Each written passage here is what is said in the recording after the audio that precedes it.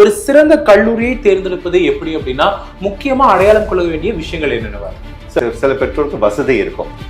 இப்ப நான் கவர்மெண்ட் தான் எனக்கு கிடைக்கல, நான் வந்து பிரைவேட் காலேஜ்ல போய் சேரலாமா, பிரைவேட் காலேஜ்ல விட எனக்கு டீம்ட் யூனிவர்சிட்டி, அப்ப அந்த வித்தியாசம் இருக்கலாம். What is the standard?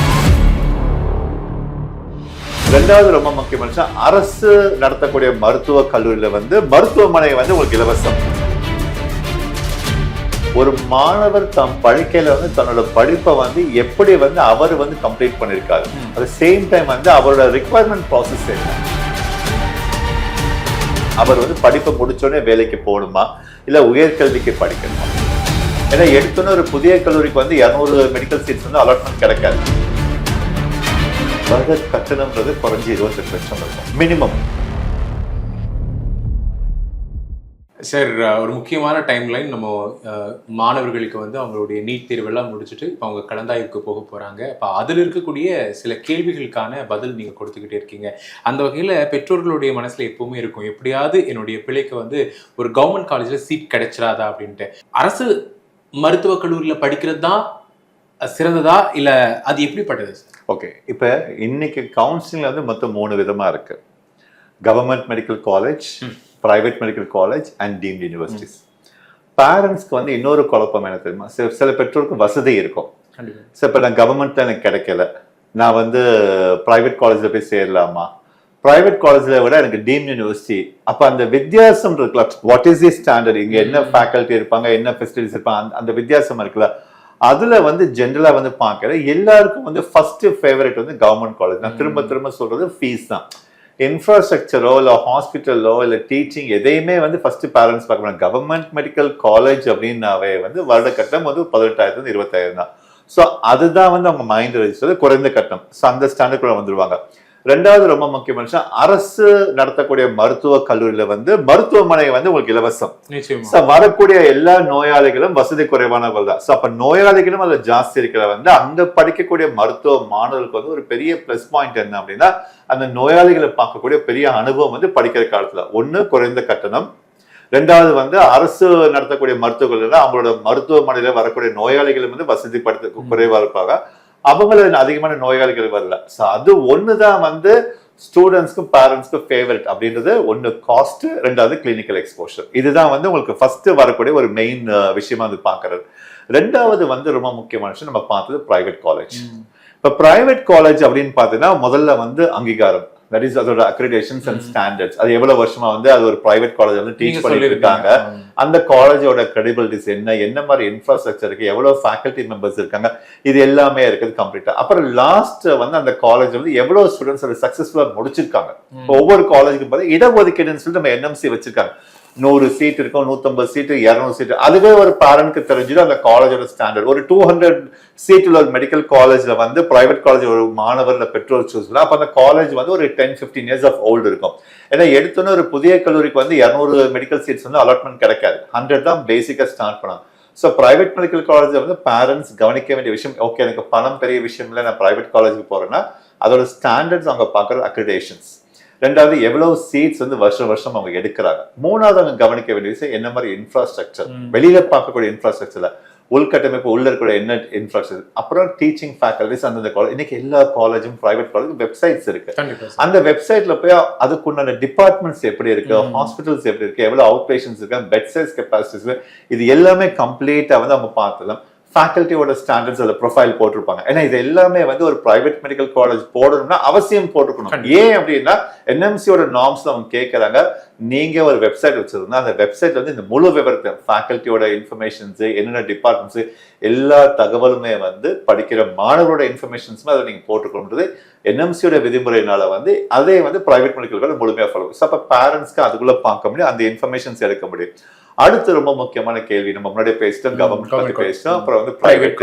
இப்ப டீம்டு யூனிவர்சிட்டி அப்படின்றது இந்த இடத்துல வந்து சேலஞ்சு. ஏன்னா டீம்டு யூனிவர்சிட்டி அப்படின்னா இது வந்து தனித்து ஒரு கல்வி அமைப்பின் கீழ் வந்து மருத்துவ பல்கலைக்கழகம். ஸோ இவங்க வந்து நம்ம தமிழ்நாட்டில் கூட எம்ஜிஆர் மெடிக்கல் யூனிவர்சிட்டி கீழே வரமாட்டாங்க. இவங்க சொந்தமா சுயமா வந்து டிகிரி கொடுப்பாங்க, இவங்க யூஜிசியோட நார்ம்ஸ்ல வருவாங்க. ஆனா இந்த கல்லூரியில வந்து ப்ராசஸ் வந்து எம்சிசி கவுன்சிலிங் அடிப்படையில் இந்த கல்லூரியோட ப்ராசஸ் வருது. இங்கே வந்து பாத்தீங்கன்னா ஃபீஸ் வந்து மிக மிக அதிகம். டீம்டு யூனிவர்சிட்டிஸ் வருட கட்டணம்ன்றது குறைஞ்சி 28 லட்சம் இருக்கும் மினிமம் 28 lakhs. மீன்ஸ் சென்னையில் இருக்கக்கூடிய சென்னை நகரத்தில் இருக்கக்கூடிய டீம்டு யூனிவர்சிட்டிஸ் ஒரு 1 hour 1.5 hour போயிட்டு திரும்ப வரக்கூடிய அந்த மாதிரி டீம்ஸ்ல 28 இருந்து 32 லட்சம் வரைக்கும் இருக்க வருட கட்டணம். நான் சொல்றது மருத்துவ கல்வி கட்டணம். ஸோ டீம்டு யூனிவர்சிட்டிஸ் அப்படின்றப்ப அதோட ஸ்டாண்டர்ட்ஸ் எல்லாமே வந்து யூஜிசியோட நார்ம்ஸ்ல, ஏன்னா அவங்க வந்து எதுக்குள்ள வர மாட்டாங்கன்னா ஸ்டேட் மெடிக்கல் கவுன்சிலோட இதுல வரமாட்டாங்க, எம்ஜிஆர் மெடிக்கல் யூனிவர்சிட்டியோட கோட்டால வரமாட்டாங்க, அவங்க எல்லாமே எம்சிசி கோட்டாக்குள்ள வருவாங்க. ஸோ அந்தந்த காலேஜ் செலக்ட் பண்ணல ஸ்டூடெண்ட்ஸும் பேரண்ட்ஸும் அந்த காலேஜ்ல படிக்கிற ஸ்டூடெண்ட்ஸ் இருக்காங்கல்ல அவங்கள்ட்ட அந்த காலேஜோட ஃபேக்கல்டி டீச்சிங் ஃபெசிலிட்டிஸ் இதெல்லாம், ஏன்னா ஃபீஸ் வந்து கண்டிப்பா முன்னாடி நம்ம சொல்லியாச்சு 28 lakhs 32 lakhs ஃபீஸ் வரும். வசதி படுத்தவங்க தான் அந்த கல்லூரிக்கு போவாங்க. இந்த மாதிரி இன்ஃபர்மேஷன்ஸ் ஷார்ட் லிஸ்ட் பண்ணி பேரண்ட்ஸ்க்கு பெரிய அளவில் சேஃபா இருக்கும். இப்போ நம்ம தொடர்ந்து பேசிக்கிட்டு இருக்க விஷயங்கள் இந்த காலேஜ் பத்தி தான் பேசிட்டு இருக்கோம். அது மெடிக்கல் பிரைவேட்டா இருந்தாலும் சரி இல்ல அரசு கல்லூரியா இருந்தாலும் சரி, ஒரு சிறந்த கல்லூரியை தேர்ந்தெடுப்பது எப்படி அப்படின்னா முக்கியமா அடையாளம் கொள்ள வேண்டிய விஷயங்கள் என்னென்னவா இருக்கும்? சார் பேசிக்கா வந்து நான் முன்னாடி சொன்ன மாதிரி தான் இன்னைக்கு எல்லா காலேஜுமே வெப்சைட்ஸ் இருக்கு. நான் பாக்குற ஒரே விஷயம் வந்து அந்த காலேஜ் நகரத்துக்குள்ள இருக்கா இல்ல வந்து நகரத்துக்கு வெளியே இருக்கா. ஏன் இந்த கேள்வின்னு கேட்டா, நகரத்துக்கு உள்ள இருந்தாலும் இன்ஃப்ராஸ்ட்ரக்சர் இருக்கும், நகரத்துக்கு வெளியே இருந்தாலும் ஸ்டில் நார்ம்ஸ் ஃபில் பண்ணும். ஆனா அவுட் பேஷன்ஸ் ஒண்ணு இருக்காது. அந்த அவுட் பேஷன்ஸோட ஃப்ளோ தான் வந்து ஒரு மாணவரோட மருத்துவ கனவு வந்து முழுமையா ஒரு மருத்துவரா கொண்டு வர முடியும். அது ஒண்ணுதான் வந்து ஸ்டூடெண்ட்ஸும் பேரண்ட்ஸும் கவனிக்க வேண்டியது. ஒரு பிரைவேட் மெடிக்கல் காலேஜா இருந்தாலும் சரி, ஒரு கவர்மெண்ட் மெடிக்கல் காலேஜ், ஒரு டீம்டு யூனிவர்சிட்டி அவங்க செலக்ட் பண்ணாங்கன்னா அந்த காலேஜ் இருக்கக்கூடிய அந்த ஏரியா, அந்த சரௌண்டிங்ல வந்து எவ்வளவு பாப்புலேஷன்ஸ் இருக்காங்க, எவ்வளவு அவுட் பேஷன்ஸ் வந்து அந்த பர்டிகுலர் மருத்துவமனைக்கு வருவாங்க, அதை சார்ந்துதான் வந்து இந்த இடத்துல இருக்கும். நிச்சயமா சார். இப்போ 3 விதமா கல்லூரிகளை மருத்துவக் கல்லூரிகளை பிரிக்கிறோம்.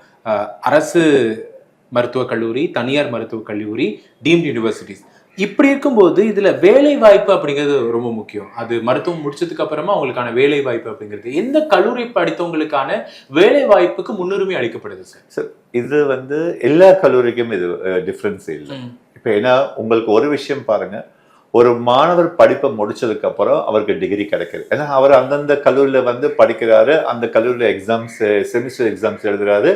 கல்லூரி வந்து அரசு கல்லூரியா இருந்தா உங்களுக்கு நம்ம தமிழ்நாடு எம்ஜிஆர் மெடிக்கல் யூனிவர்சிட்டி வந்து டிகிரி கொடுப்பாங்க. பிரைவேட் மெடிக்கல் காலேஜா இருந்தாலும் எம்ஜிஆர் மெடிக்கல் யூனிவர்சிட்டி டிகிரி கொடுப்பாங்க. டீம்டா இருந்தா அந்தந்த காலேஜ் டிகிரி, அந்த கல்லூரியை வந்து உங்களுக்கு வந்து டீம்டு யூனிவர்சிட்டி அவங்களுக்கு கொடுத்துருவாங்க. ஸோ அதுக்கும் வேலைக்கும் சம்மந்தம் இல்லை. அதுக்கும் வேலைக்கும் சம்மந்தம். ஒரு மாணவர் தம் படிக்கையில வந்து தன்னோட படிப்பை வந்து எப்படி வந்து அவர் வந்து கம்ப்ளீட் பண்ணிருக்காரு, அட் சேம் டைம் வந்து அவரோட ரிக்வயர்மெண்ட் ப்ராசஸ் என்ன, அவர் வந்து படிப்பை முடிச்சோடனே வேலைக்கு போகணுமா இல்ல உயர்கல்விக்கு படிக்கணுமா, ரெண்டாவது அவர் படிக்கையில அவருக்கு கிடைச்ச அந்த அனுபவம் இருக்குல்ல, அந்த பேஷன்ஸ் பார்த்த கிளினிக்கல் எக்ஸ்போஷர், அது அந்த ஸ்கில்ஸை பேஸ் பண்ணி அவர் வந்து முடிவு பண்ணலாம். இன்னைக்கு ஒரு விஷயம் வந்து எந்த கல்லூரியில படிச்சாலும் சரி அவர் மருத்துவர் ஆகிறார், 5 வருஷம் 6 வருஷம் மருத்துவர் ஆகிறார். நம்ம இப்படி வாழ்க்கையை பார்க்கலாம். கோவிட்க்கு அப்புறம் மருத்துவர்கள் தேவையை வந்து 300% வந்து இன்க்ரீஸ் ஆயிடுச்சு. ஸோ உலக அளவாக இருந்தாலும் சரி, இந்தியாவும் சரி, ஒரு மருத்துவ மாணவர் முழுமையா வந்து படிப்பை முடிச்சுட்டு அவர் எந்த ஸ்டேட் மெடிக்கல் கவுன்சில் தன்னை பதிவு பண்ணி ஒரு டாக்டரா இருக்காருன்னா இன்னைக்கு வந்து அவர் வேலைகள் அப்படின்றது உயர்கல்வின்றது ரொம்ப சுலபமா இருக்கும், அவர் ஈஸியா ப்ராசஸ் பண்றதுக்கு. சார் உங்களுடைய நேரத்துக்கு ரொம்ப ரொம்ப நன்றி. முக்கியமா மாணவர்களுக்கும் சரி பெற்றோர்களுக்கும் சரி இந்த ஒரு முக்கியமான சூழல்ல குறிப்பா இந்தியாவில் இருக்கக்கூடிய நிறைய மாணவர்கள் வந்து எப்படியாவது தமிழ்நாட்டில் இல்லை மற்ற மாநிலங்கள்ல நம்ம ஏதாவது மருத்துவம் அரசு மருத்துவக் கல்லூரி இல்லை தனியார் மருத்துவக் கல்லூரியில படிக்கணும்னு ஆசைப்படுவீங்க. பட் ஆனால் அதுக்கான வாய்ப்பு மறுக்கப்படும் போது இல்லை கிடைக்கல அப்படிங்கும்போது அடுத்து என்ன பண்ணலாம் அப்படிங்கிற உங்களுக்குள்ள பல கேள்விகள் இருக்கும். இல்லை இந்த நீட் சார்ந்து இல்லை எஃப்எம்ஜி சார்ந்து பல கேள்விகள் இருக்கும். தொடர்ந்து 24 ஆண்டுகளாக செயல்பட்டு இருக்கக்கூடிய நம்மளுடைய லிம்ரா நிறுவனம் உங்களுக்காக உங்களுடைய மருத்துவ சந்தேகங்களுக்காக நிறைய கலந்தாய்வுகளை ஒவ்வொரு மாவட்டங்களிலும் வரக்கூடிய வாரங்கள்ல தொடர்ந்து நடத்திக்கிட்டே இருக்காங்க. அது சார்ந்து உங்களுடைய கேள்விகள் ஏதாவது இருந்துச்சு அப்படின்னா நீங்க தொடர்பு கொண்டு உங்களுடைய கேள்விகள் கேட்கலாம். இதே மாதிரி அடுத்தடுத்து நீட், அது மட்டும் இல்லாம இந்த நீட் சார்ந்து உங்களுடைய கல்லூரிகளை எப்படி தேர்ந்தெடுக்கலாம், அதற்கான ப்ராசஸ் என்னங்கிற பல்வேறு உங்களுக்கான சந்தேகங்களை அடுத்தடுத்து லிம்ராவினுடைய நிர்வாக இயக்குனர் திரு முகமது கனி அவர்கள் விளக்கம் அளிக்கிறார். தொடர்ந்து நிகழ்ச்சிகளை பாருங்க. நன்றி. அடுத்த பேரண்ட்ஸ் எல்லாம் கேட்பாங்க, சார் தமிழ்நாட்டில் படிக்கிற எஜுகேஷன் லோன் ஆப்ஷன்ஸ் நமக்கு இருக்கா? அரசு மருத்துவக் கல்லூரிகள்ல படிக்கிறதுக்கான வாய்ப்பு கிடைக்கணும் அப்படிங்கிறது, அப்ப அது ஃபீஸை தாண்டியும் கூட அங்க இருக்கக்கூடிய சில முக்கியமான விஷயங்கள் அப்படிங்கிறது என்ன? ஒரு கல்லூரி வந்து ஒரு 6 ஆண்டு முழுமையா ஆனதுக்கு அப்புறம் இல்ல அந்த கல்லூரி வந்து ஒரு first batch of students graduate ஆகி வெளியே வந்ததுக்கு அப்புறம் தான் வந்து அந்த கல்லூரியோட லைசன்ஸ் வந்து முழுமையாகும். புதிய மெடிக்கல் காலேஜில் வந்து ஒரு மாணவர் வந்து அட்மிஷன்ஸ் எடுத்திருக்காங்கன்னா பேங்க் வந்து எஜுகேஷன் லோன் கொடுக்கறதுக்கு தயங்குவாங்க.